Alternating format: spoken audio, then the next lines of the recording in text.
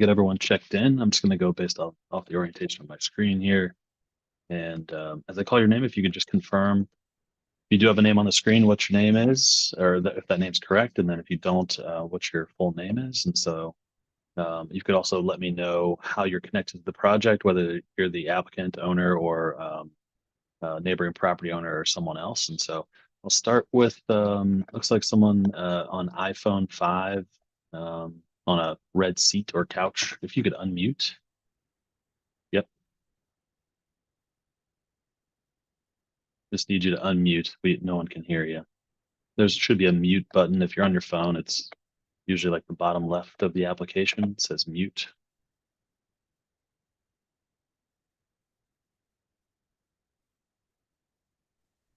There we go. Okay. Hi, could you give me your name and who you're representing here today? My name's Margaret Dunn. I'm a neighbor. Is Dunn, D-U-N-N? That's correct. Okay, great. Welcome. All right, then we have Tom Wilcox here.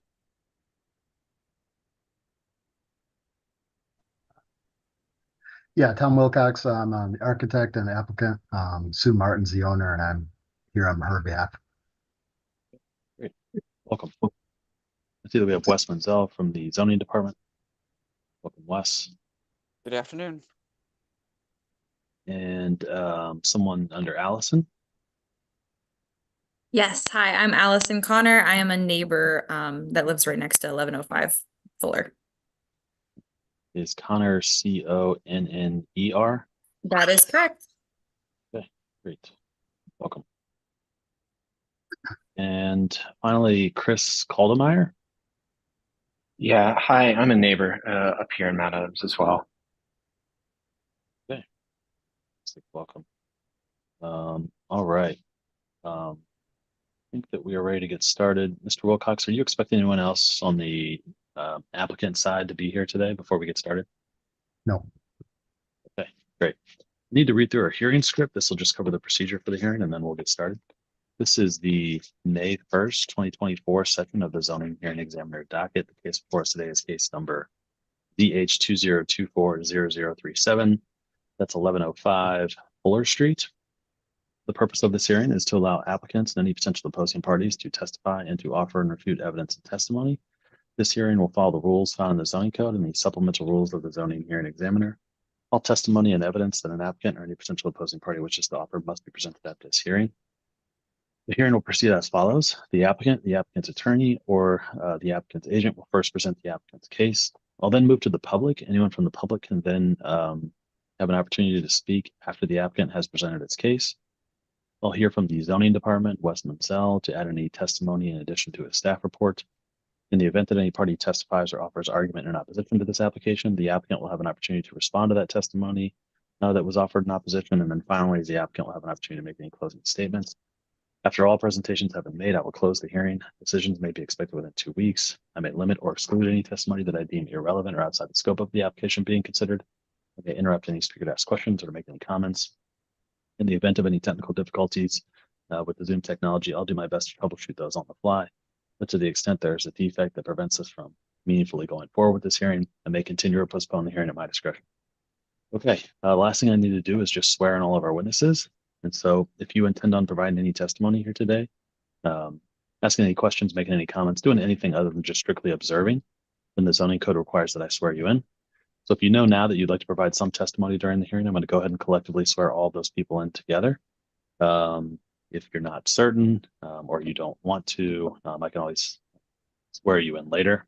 But if you know you'd like to provide some testimony, I'd like all those people to make sure that they're off mute and to raise their right hand. I need everyone to answer out loud. Do you solemnly swear that the testimony you shall give will be the truth, the whole truth, and nothing but the truth? I do. Okay, great. And Mr. Caldemeyer, if you do want to testify, I'll ask that you turn your camera on at that time and you're prepared to be on camera if you want to offer some testimony later. Sounds good. Okay, great. All right, Mr. Wilcox, are you ready to proceed? Sure. Okay, my client, Sue Martin, grew up in this house, I don't know, 60 years ago, 50 years ago. It's been in her family for decades. And she is finally getting around to fixing it up. She wants to move back in. And it's in bad repair right now. It's got two one-story additions on the back. One of them is a kitchen. One of them is a bedroom and a bathroom. They're both kind of falling into the ground right now, really lacking foundations. So they need to come off. The whole house needs to be just renovated in general, and including putting a real kitchen in the original house. And then this addition will be 2 stories with the primary suite on the second story. And first story will be a laundry and a half bath and a breakfast room and a screen porch. And then a small covered porch also. So it's basically getting it, trying to get it comparable with neighboring houses. And you know, it's been in disrepair for far too long. It's kind of a blight on the street right now. And she really wants it to look good and fit in. And she wants to, like I said, move in and be there.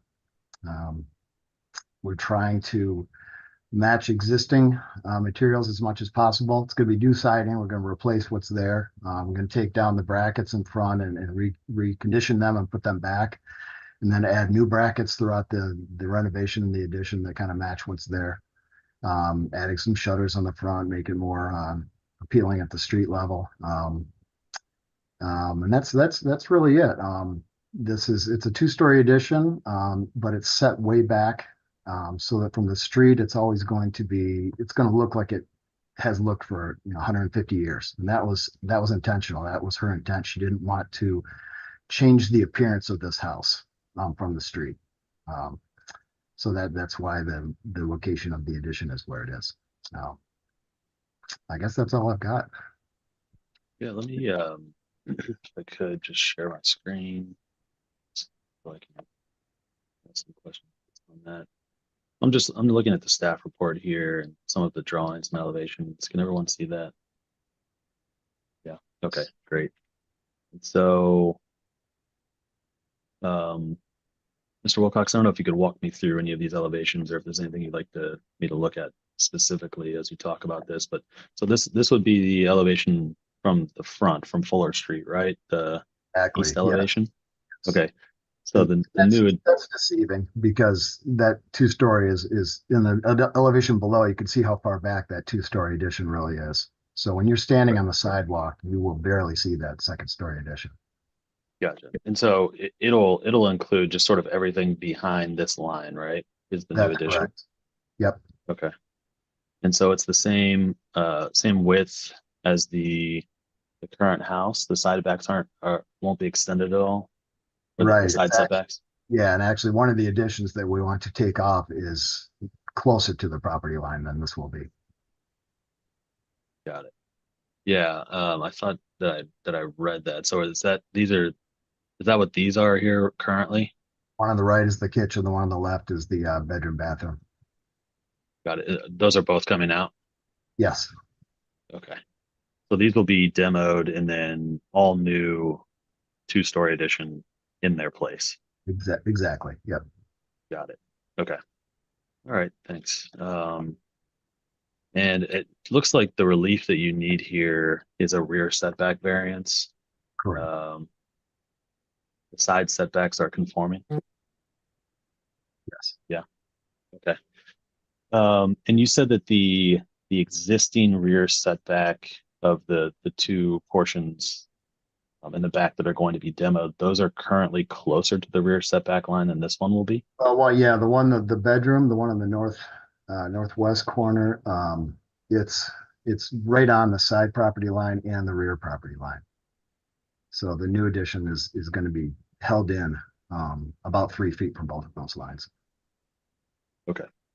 Are there any concerns about since it's going from currently 1 story, I believe, to 2 stories? Is there any concerns about blocking wind or light or anything like that?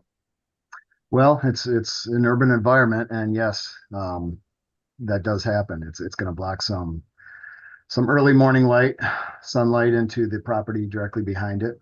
I'm not sure if it's really going to block anything to the property to the south. There's already taller buildings directly south of this property that are shading everything anyway. Mhm. But probably a little bit. Yes, that is a downside of adding a two-story addition for sure. Gotcha. It looks like directly behind subject property, is there a parking lot there? Is that right? That this will sort of be abutting? Yes, Okay, more or less. Yeah, I believe the whole thing. At least two properties to the west is a parking lot. I'm not sure if the one immediately adjacent to the west is a parking lot or a backyard. got it. I can't remember. Okay.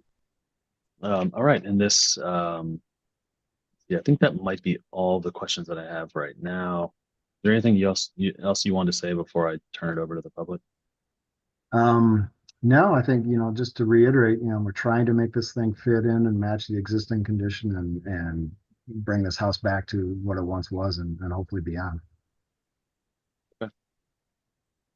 I'm sorry, one more question. Are there any changes to the front portion of the property that are happening? Adding shutters and replacing it's got a ill-fitting front door, not appropriate front door right now. So we're going to put something appropriate in there with a transom and then adding the real shutters. And they will be real shutters with shutter dogs and, the real deal. Okay, got it. All right. Thanks, Mr. Wilcox. I'm going to turn it over now to Ms. Dunn. Ms. Dunn, did you want to add anything to the conversation here? Well, yeah, I do have a couple of comments. Can you hear me? Yes, sure. Yeah, okay. I'm really conflicted about this. I agree with the architect entirely that looking at it from Fuller Street is going to be absolutely lovely. The neighborhood's very excited to see something happening with this property. I, however, own the land immediately to the west of this property, and it is a backyard, and it's going from a one-story to a two-story. And I am concerned about losing the morning sunlight, and I am concerned about how close it's going to be. I mean, I have a privacy fence right now, and I feel like I won't need one because the building's going to be so close to me. And it's going to just, take out this whole big space. I don't know. I'm just conflicted about the second story, I guess. Sure. So let me try and just show you what I'm looking at here. Just the Google satellite image. So Ms. Dunn, is this the property you're in? No. This will be the west, right? Immediately, it is west. There's a little tiny in between the house with the white roof. I'm a member of a condo association. It goes from that gray building all the way to the end of Fuller Street. There's 4 units underneath the white roof, and then I have a little tiny narrow condo unit that runs from Pavilion Street all the way to the back of the property under discussion. So it's my Gotcha. backyard that's going to be, that's that little kind of peachy salmon thing is my property. Gotcha. Okay. It's a one-story thing, and it goes all the way back behind to the end of his property line. Yeah, it's a little backyard there. Got it. Okay. Okay. And so you're concerned that that it'll potentially negatively impact your property because of some blockage of light going in And going towards this space. The height of the building is it's going to be like hulking over my backyard. Do you know what I'm saying? It's going to be right, Sure. Just immediately there. Sure. And it's one story right now, and it's going to be 2 stories. So it's just going to be, I don't know. I'm concerned about it. Sure. Okay. Anything else you wanted to tell me about it? Or any other concerns? No, those are the main concerns for the backyard. And it looks from the architectural drawings that we were given, it looks to me like they're following the footprint of the existing structure. They're taking those 2 add-ons down, and they're going to build on top of those.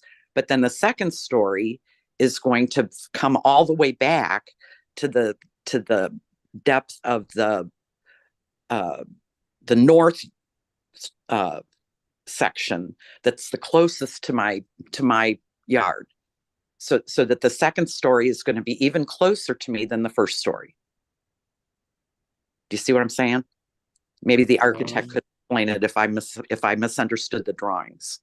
Well, I could say the addition will be smaller in footprint than the current north addition, the one that's right up against your property line. This one's going to be 3 feet away from the property line. It is going to be 2 stories, but it will be actually farther away than that.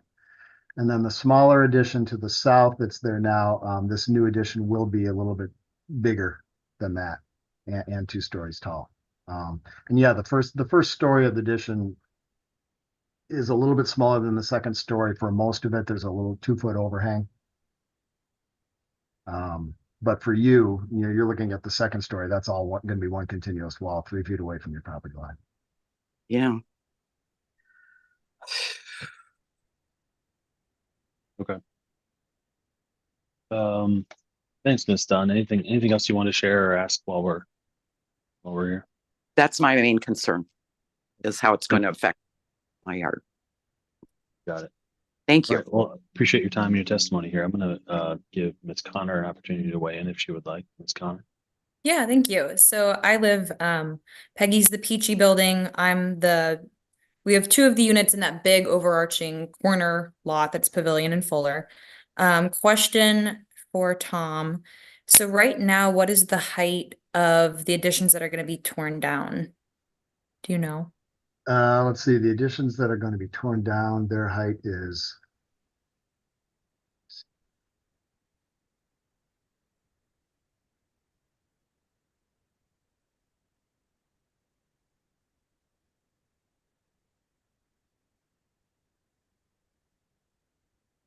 12.5 feet. 12.5 feet. Okay. And then the second story total from foundation to the highest point. To the highest point, okay, it's 24'7" from grade to the midpoint of the slope. Okay. But to the actual peak,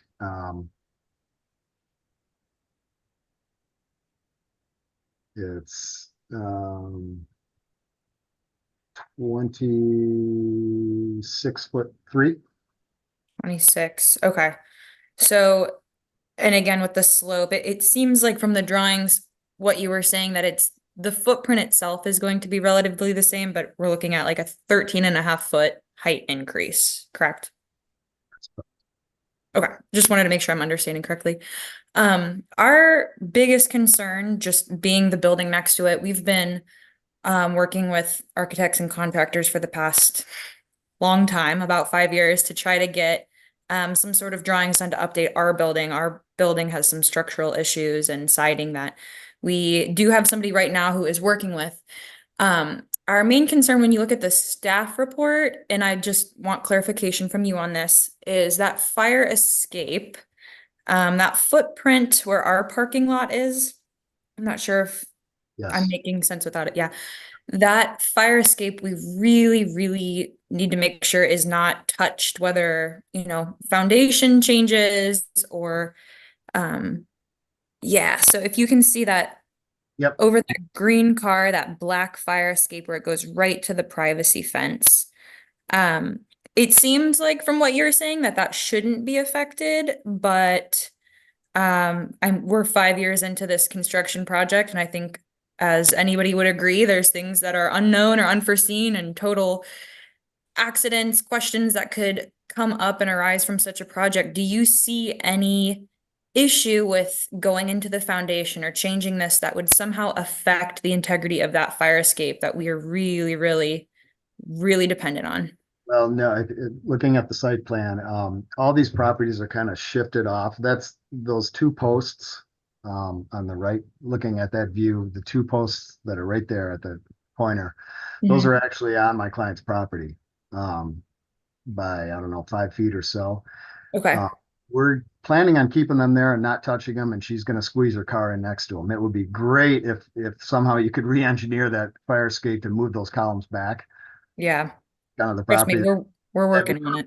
Yeah, that'd be perfect, but that's going to mess up your parking a little bit too. So right now we're not planning on touching that.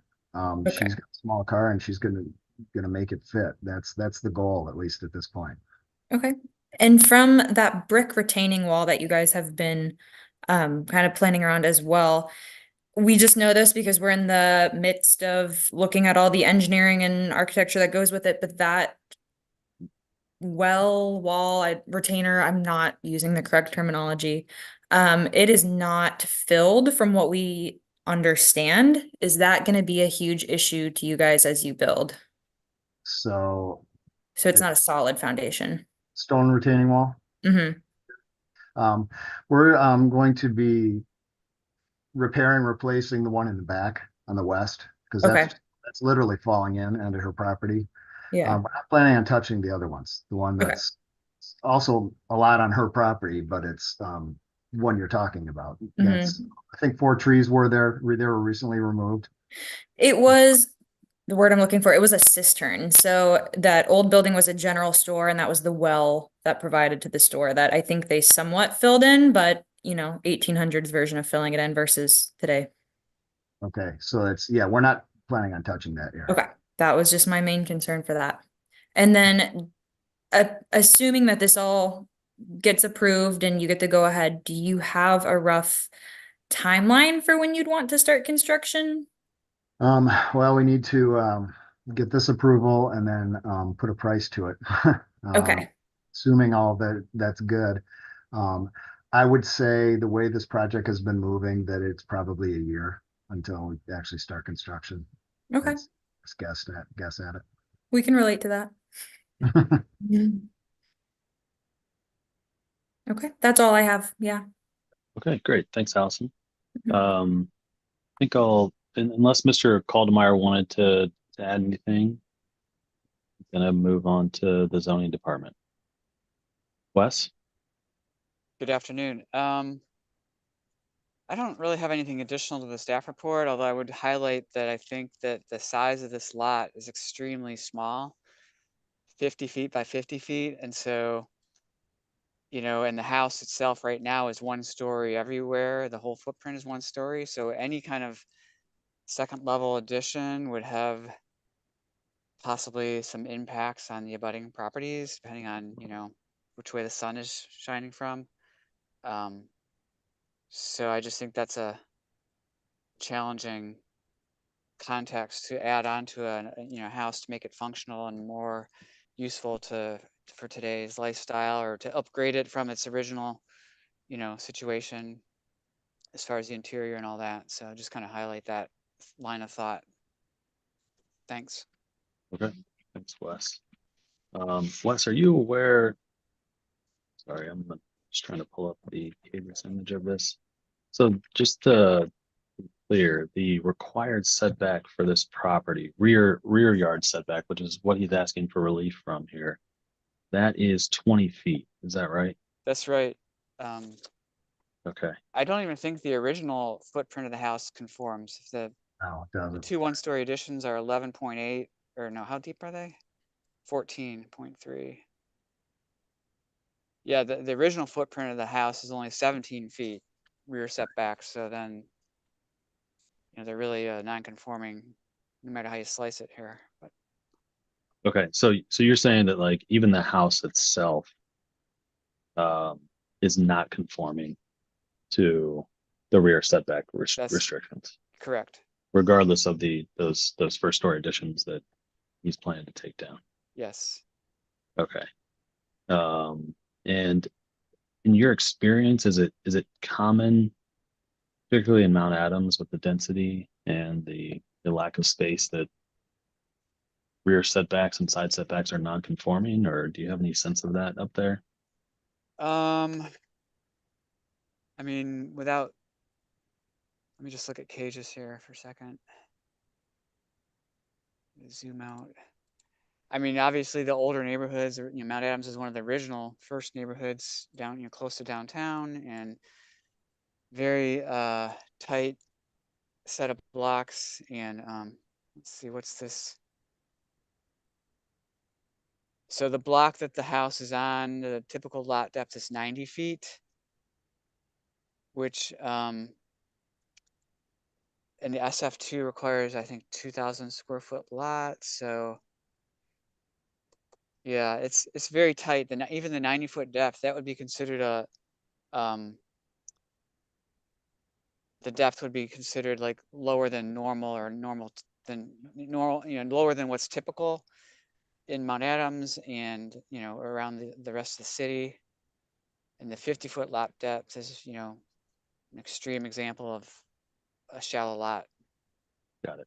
So since it's an existing non-conforming, if you were to add any sort of structure or addition onto the home, would he need similar relief? Like say you wanted to add a 1-story structure on the back, would he need the same relief? Yeah, you need the same relief for 1-story in the back. Given the lot depth is 50 feet and the rear setback requirement is 20 feet and the front setback requirement is 5 feet, like it's really a constrained situation as far as building envelope. Okay. Based on that. Okay. Thanks, Wes. All right. I think I'll turn it back over to Mr. Wilcox. Anything you wanted to say in response to any of the comments from the public or any of my questions or Wes's testimony? Only that I probably should have mentioned at the start that this is a possibility of adding a second story on the whole house too. Besides this addition, so she's really been concerned the whole time about being as good of a neighbor as she can, I guess. And we needed the extra space, and rather than making it a giant addition, we cut it down as small as we possibly could. But just like Wes was saying, there's just not enough room in the back to really do this all on a 1-story addition. So we had to pull it up. And again, we're trying to keep it as small as we can. But I do understand it's a 2-story addition under a 1-story house. Yeah, that's it. Okay. All right. Well, we will leave it at that then. Want to thank everyone again for their time and their testimony.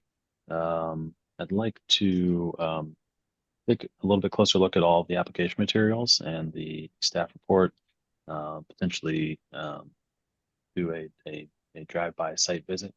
And so I'm gonna spend a little bit more time with this. I mentioned at the beginning that it typically takes about 2 weeks for a decision. I will, as soon as I come up with a decision and I have to formalize that in a written opinion that I will put into a PDF as soon as it's finished, and I'll email it to everybody who's in the hearing here today. So you all will have a copy of that decision really just moments after it's complete. That will include any instructions for next steps, whether that's an appeal or anything else. Yeah, that's it. Any questions about any of that, any of the process stuff or anything else? Okay, great. Well, yeah, you will all be receiving an email from me with the decision in the next couple of weeks. If you have any questions in the meantime, I'm happy to answer those. I can't take any more evidentiary or substantive testimony or evidence or anything like that. I'll need to, if you have process questions, that's the extent that I can do now that the hearing is closed. But I'm happy to answer those, and I'm happy to provide anyone with an update on the status of the decision if they have that interest as well. Okay. Thanks again, everyone. Hope you have a wonderful day, and we are adjourned.